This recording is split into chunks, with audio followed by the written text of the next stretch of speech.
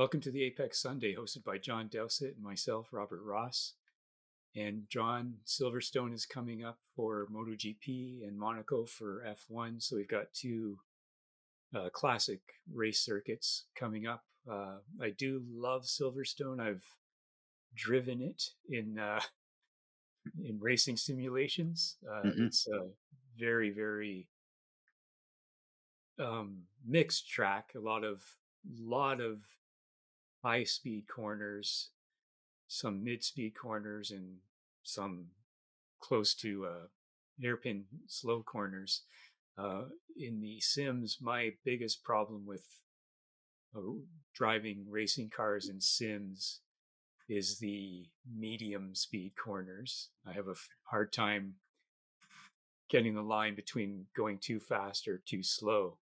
On motorbikes, I imagine it's such a wide circuit, such a long circuit, that we're going to see the more powerful bikes. So that means the Ducatis and maybe the KTMs up there. Everyone's talking about Marc winning again. He's only won here once in 2014, when he won the first 10 races in a row that season. But he's come in second and third numerous times, and one time in 2019, he lost by 0.013 seconds at the line.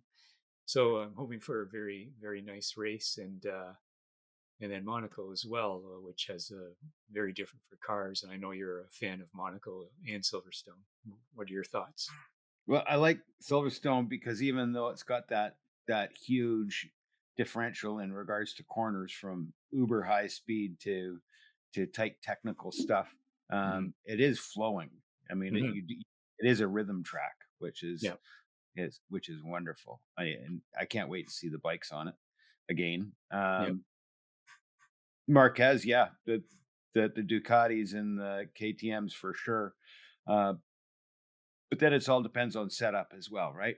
So and weather. And weather. Apparently it's supposed to be fairly good weather. The only drawback of Silverstone is that it's flat, but was on a well, then there's Monaco, right? Then there, yes. and that's just the qualifying. There's no point in watching the race, but the qualifying is amazing. And the cars are too big for like, it's going to be very, very difficult to pass there with the cars being this big now. Yeah. As an aside, I was talking to a very accomplished race car driver last week, a Canadian man by the name of Robin Buck, and he raced Formula Atlantic, raced Formula Ford champion, raced NASCAR, raced the Pinty Series, and we were talking about Mosport and downforce, and he said, the tracks today are so much different. They're so specific and catered towards audiences rather than the drivers. And Mosport is one of his favorites. And he also said that, and this is not a Formula One show, but he did say that Max Verstappen is maybe the best driver he's ever seen. And he said, love him or hate him, doesn't matter. He's just spectacular. You heard what he did at the Nürburgring? No. In the Ferrari? No. I can't remember which class it was, but he set the lap record pretty much right away. Really? Yeah. Wow. And some people were questioning him, like, oh, you didn't have the balance of power in place, the little settings they have to make. And he said, oh, no, that was all clear. And he just showed up. He used a different name, and oh, really?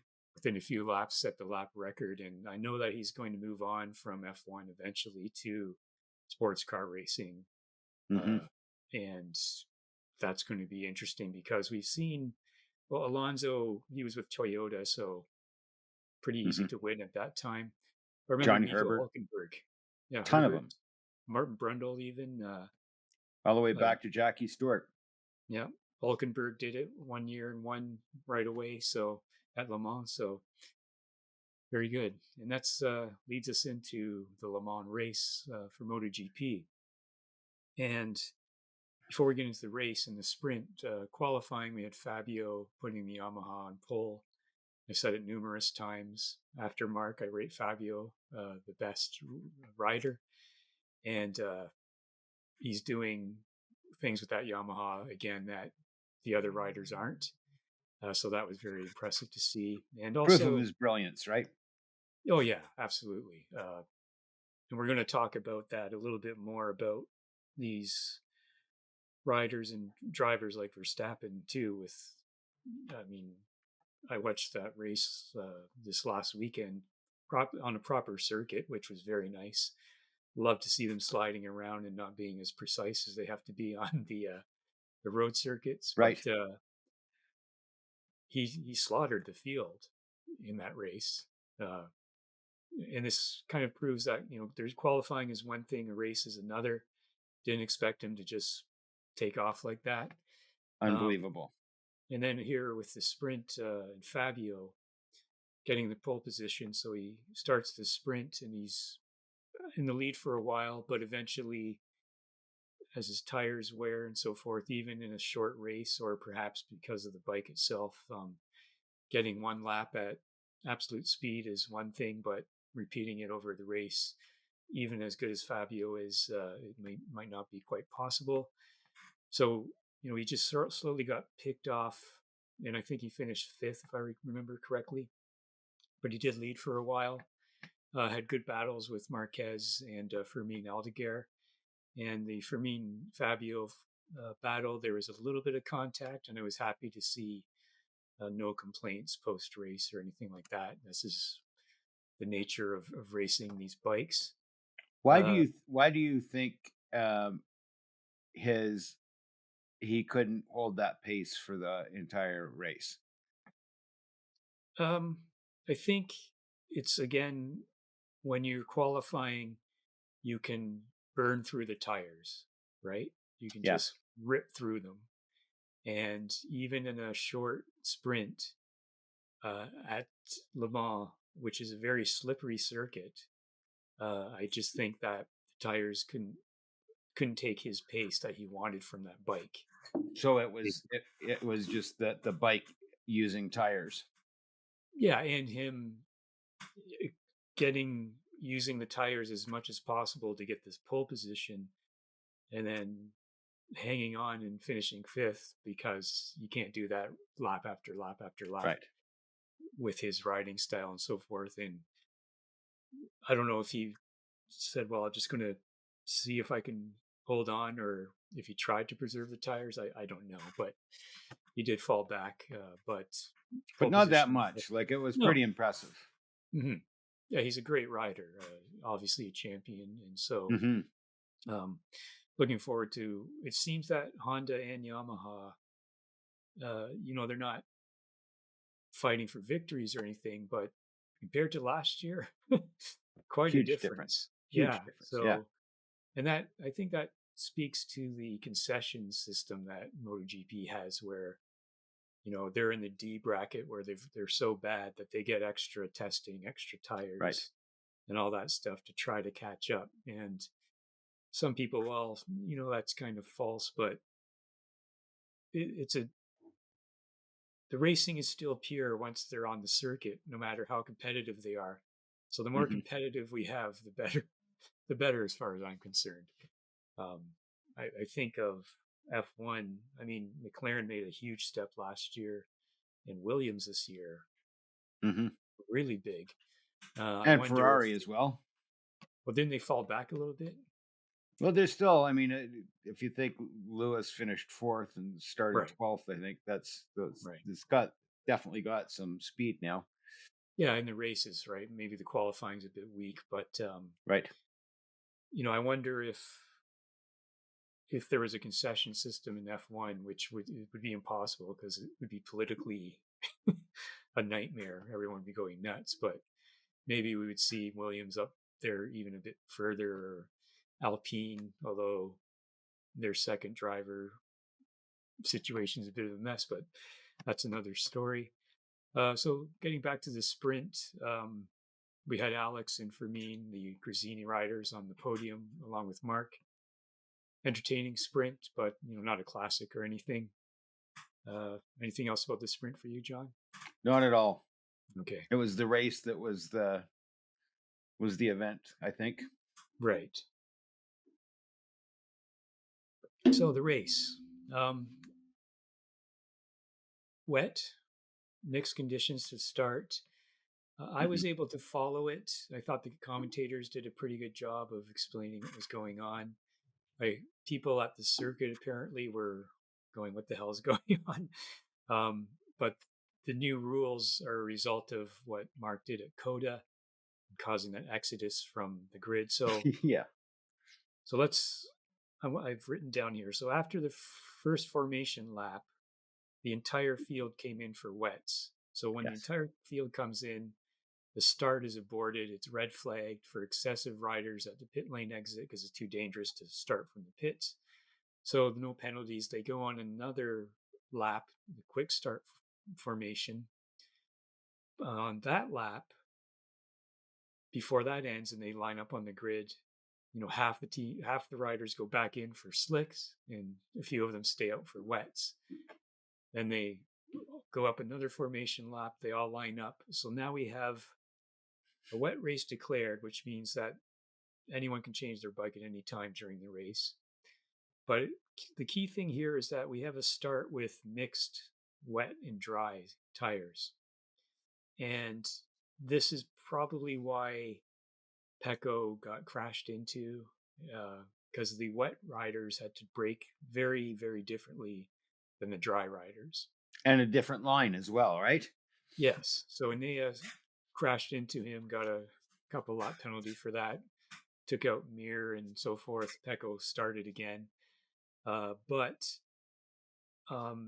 then at that point, we had Miller, Zarco, Pecco, who got hit on the wets, and guys at the front on the dries. They go around for a few laps, serve their long lap penalties. The key thing I thought was Marc and Alex came in from dries to wets a lap earlier than Fermin. Mm-hmm. So he probably lost some time there. Pecco came in for dries, and even though he was lapped, and then he had to come in for wet, so he was never able to recover. He only went to 16th, so no points for him. So I like to see what the people at the circuit are saying. There's various podcasts. The Race has a podcast, the Paddock Pass podcast, with some guys that are in the MotoGP, doing Moto2 commentary, World Superbike commentary, and so forth, just to see what's going on and what people are saying. I mean, because if you have a reaction right after the race, you still don't have a full picture of what's going on. So I thought that was interesting. And then we had Quartararo and Binder crashing out on a very slippery track. Binder remounted and went. And the key thing there was that his bike never stalled, so he never had to be restarted. And it's so dangerous at that corner for the marshals to restart a bike. That's why Fabio's bike wasn't restarted, because it had stopped. Well, that's interesting. I didn't know that. Yeah, and again, this is why I like to see what the hell was going on in race. Right. Basically. And Fabio was, we spoke about this last time, where he still gets a bit emotional, and he sort of manhandled the marshal, so he's sitting out the first 10 minutes of practice at Silverstone as a penalty for that. But he was rather upset. The other thing, we had Alex Marquez crashing out twice. So he crashed out, remounted, crashed again. We had a lot of crashes in this race. It looked really easy to crash. But the key there is Marc finishing second. He's 22 points ahead of Alex and 51 ahead of Pecco. That's a massive gap already. Yes. And I have to say, we had Pecco crash out in the sprint, crashed into and was unable to recover. And this is again where, when you're Marc, your mistakes don't cost you as much. he's crashed out of 2 races and he's still 51 points ahead of Pecco. And this is Pecco's first time he's been out both times. So it's quite incredible to me. And then we had the Fermin Acosta battle at the end. Inevitable that Acosta would lose that, but 2 podiums for Fermin. And the first time I saw Fermin was in the FIM Moto2 the European Championship. And I thought, this guy's bound for MotoGP. He was winning all the races pretty much, and he won the championship. So he didn't go through Moto3 to Moto2. He went to European Moto2, which is a little bit behind the championship Moto2. He went into Moto2 for a few years, didn't win the championship, won a few races, got a reputation for being a hard racer. So saw that a little bit with Fabio. But as a rookie, we've seen him crash out, but be very fast in the past. And in these kind of conditions, very impressive to finish 3rd in the race, I thought. Yeah. So he's one to look out for the future. But of course, I call it ride to survive in this case. In those kind of conditions, Zarco was incredible, wasn't he? And what was it, 71 years since a Frenchman has won something there? like that. I mean, phenomenal. Like, it would have been great to have been there. And, Marc said in the post-race press conference that had he not crashed out those other 2 races, he would have tried to catch Zarco. But he decided, in these kind of conditions, let's score as many points as possible. And we talked last week about, the kind of rider Marc is and how he has toned down a little bit. So I thought that was a good example of that. I think that's toning down a lot for Marc. Right. There is that, and there was also that's the big thing for me was Zarco doing what he did, and Alex. I mean, Alex has been so consistent this year. How many times has he crashed out of a race? These are the first 2 times, right? Yeah. I mean, so pretty impressive. Yeah, and I saw Marc lose the front where Fabio and Binder went off, but he saved it. And, perhaps, he's taking that feedback from that and saying, let's get the 20 points. And I'm sure that he was aware that Pecco was far back and eventually that Alex went out. But Zarco's ride to preserve the tires in the dry part on wets, and then to ride that, it was a rhythm, wasn't it? That was the key. He kept that speed, kept that rhythm, kept the heat in the tires. We saw his, the trying to slow him down. It's like, you can't slow down in that situation. Keep the rhythm, keep the concentration.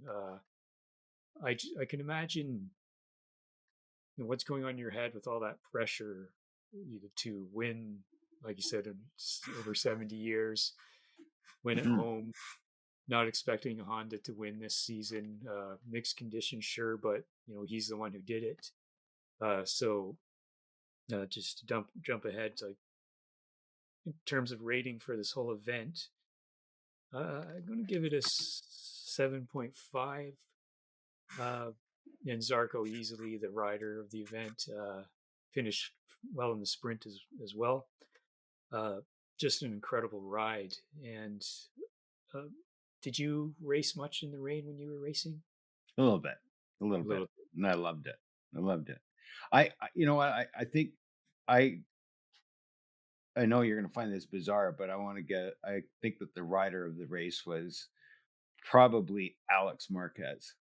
I know it sounds bizarre, but clearly it shows how far he was willing to push it and going to the next level. He's up in a stratospheric place that he hasn't been before. Yeah. And he's managed to hold it together incredibly well and knows that he has to take it to the next step. He's got to go one step further. Yeah. And there probably isn't a step further from where he's riding, because he's riding brilliantly. And he just pushed it too hard, and good for him for making that effort. Like, if you, right. If you don't crash, you're pushing hard enough. Yeah. So, or if you don't spin off in a car, then you aren't pushing hard enough. And to watch him do that was sad but fantastic. And that line between crashing and not is definitely higher in the wet, I think. So, Oh yeah, which is why Zarco was so impressive as well. What do you give the rating for the event itself? give it a 6. Right. Mm-hmm. It was good. It was good, but it was there was a lot of confusion, and the camera work was okay. Didn't show enough dicing. There was more dicing going on than what we were seeing.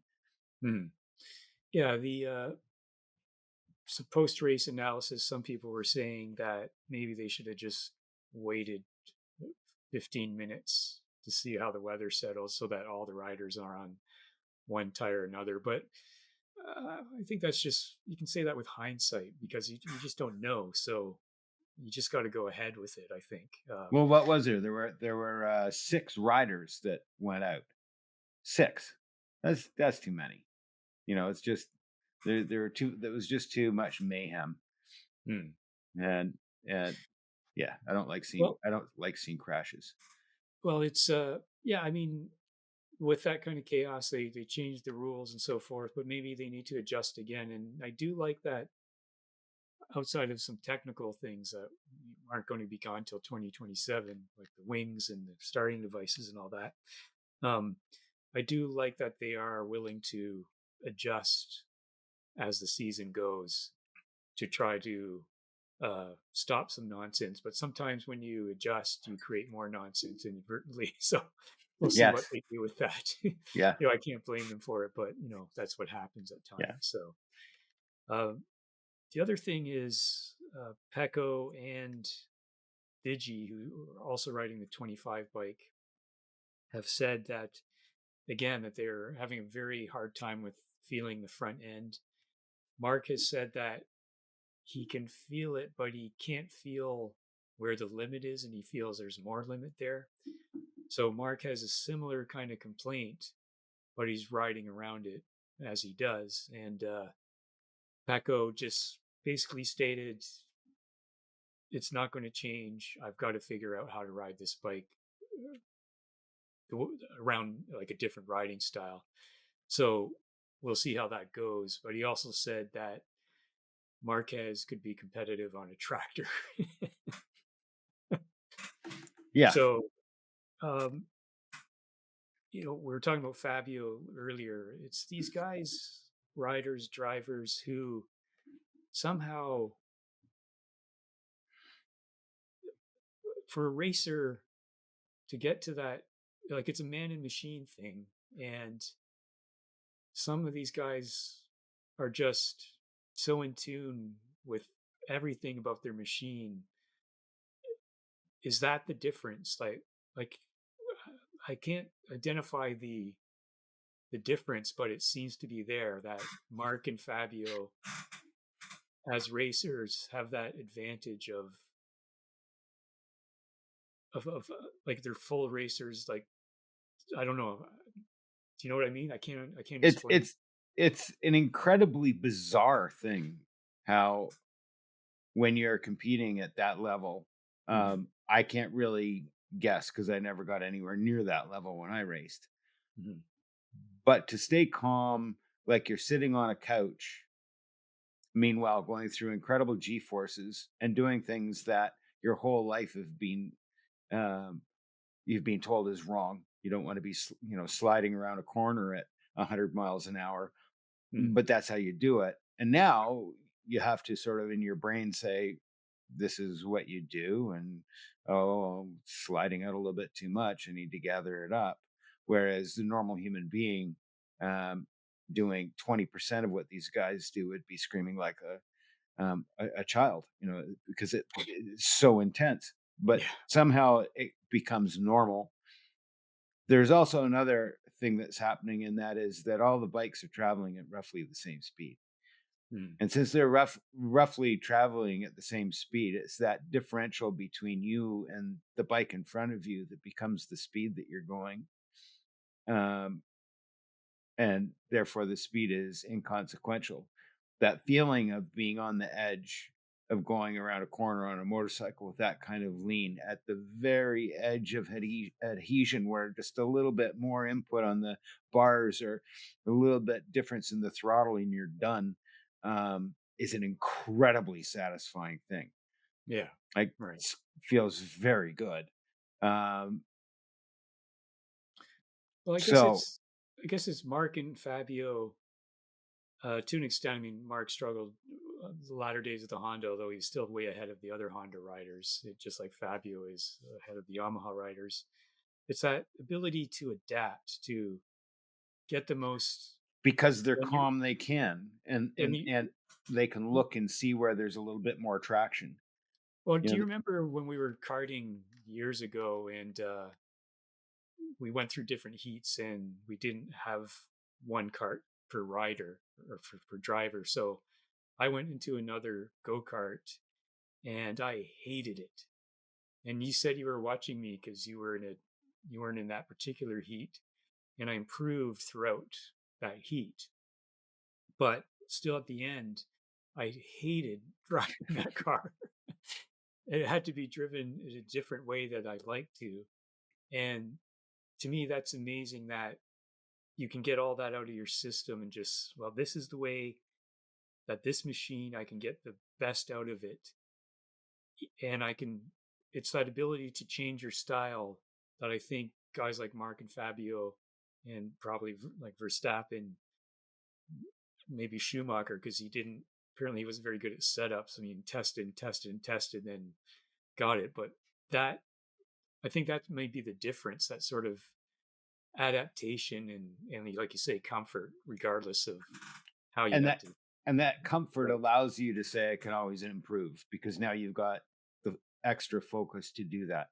I was talking to, as I was saying, I was talking to Robin Buck, a pro driver, and we were Mm. talking about Mosport. And corner 8 at Mosport is flat for a car that's got downforce. There's no braking. It's the end of the back straight, Yeah. which Okay. means you're going at just an incredible rate of speed. Is that where you go at the end and then is it a right hander? Yes, it's a And long then you right have to slow sweeper. down and down and then out Right. back. Okay. 9 and 10. And I was talking to him about how I did the corner, Mm. and he said, "Well, there are 3 ways of doing the corner." And he went through the 3 ways and he said, "But I will tell you one thing. The new line is not at the edge of the track where everybody does. Everybody goes in at the edge of the track before they turn in, brake to the edge of the track, turn in. And you could call it a double apex, Mm. um, or you could just say the apex is in the middle of the turn. The other thing you can do is you can diamond it, so you can do 2 apexes if you're passing somebody, but that's besides the point. He's saying it's a foot off the edge of the track. Well, that flies in the face of everything because you want to use the whole track. And he Mm. said the fact of the matter is a foot away from the edge of the track is where it's the smoothest. Right. And if you go within that extra little foot by the edge of the track, it's just rough enough that it will upset the vehicle, and Right. and you can't carry that speed through it. Yeah. Well, how did he find that out? Really, Mm. how did he find that out? It's like, now I'm gonna lose my turn-in point because I'm going to be coming in a full foot away from the edge of the track. That's a foot is a big distance. You look at drivers that are going into that corner and they're a foot off the edge of the track. You're going to look at them and say, "Where'd they Yeah. learn how to drive?" You got to use the course, man. Yeah. But they're going to be faster, and so they find things like that, or the little bump in the middle of a corner that helps you rotate, or Correct. will Right. make you crash, whatever Yeah. it may be. Yeah. And that's what I mean by a complete racer. Like everything is important to their speed, including their own ability, but Mhm. also their knowledge, their experience, and so forth. I remember one time they sat Mark down and played audio of the start of various races, and he got every circuit just by listening to the engine. Wow. My God. So what does that tell you, right? Wow. It tells Wow. you like these are professionals and they work very, very hard. Like people talk about, well, I hate it when they say effortless when someone does a spectacular Yeah. performance. It's like, no, it's 100% tons of effort to do that. The reason it looks effortless is from effort and nothing else. Hmm. Uh, Even with all the ability that Marc and Fabio have, if they weren't doing that, they wouldn't be as successful as they are. So, and that's why when you're at the very top of these series, most of these guys have been racing since they're 5 years old as well. So it's Yeah. just years and years and years of experience, even when you're in your 20s and 30s racing. So They well, to also close learn off, the track just sorry. insanely. They also learn the track insanely quickly. Mm-hmm. Yeah. Hmm. So just before we close off, and again, we're looking forward to Silverstone. You did go to Mosport, and how was that? And how many races did you see? Oh, it was awesome. It was awesome. Yeah. There were 5 different classes, everything from um, prototypes Mm, to vintage, tin tops, vintage, open wheel, right. um, and GT cars and Formula Mazda. Formula Mazda was incredible. It Yeah. was, I think there were about 35 or 40 of them on the track, and just phenomenal to watch these people race cars that are supposedly identical. They're not, Yeah. but you'd see them in the groups where their cars were pretty similar. The cheaters are out front. Yeah, it was phenomenal. Yeah. And we should try to get your friend Willie on the show because Yes, he could tell yes, us about racing motorcycles at high we speed, must.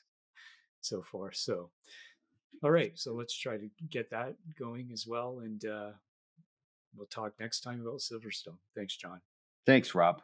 Cheers. Bye. Bye.